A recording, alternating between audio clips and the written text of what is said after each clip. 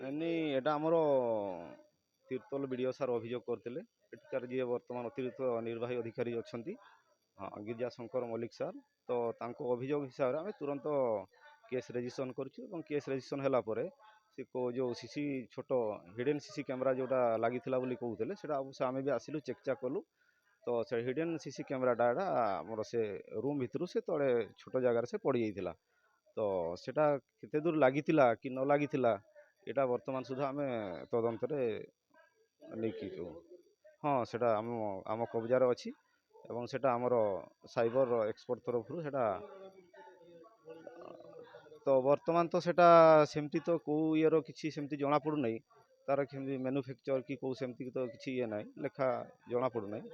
ନାଇଁ ନାଇଁ ସେଥିରେ ସେମିତି ରେକର୍ଡ଼ିଂ କରେ ନାହିଁ ଏବଂ ସେ କ୍ୟାମେରାଟା କାହା ସହିତ କନେକ୍ଟ ରହୁଥିଲା, ତ ବର୍ତ୍ତମାନ ଆମେ ସେଇଟା ତଦନ୍ତରେ ଆଣିଛୁ।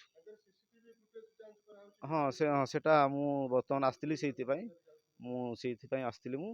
ତ କେବେଠାରୁ ସେଇଟା ଚାଲିଛି ଏବଂ ସେ ବାଥରୁମ୍କୁ କେଉଁମାନେ ପ୍ରତିଦିନ ଯିବା ଆସିବା କରୁଥିଲେ, ତ ଆମେ ସେମାନଙ୍କୁ ଇଣ୍ଟରୋଗେସନ୍ କଲେ ଆସିପାରେ।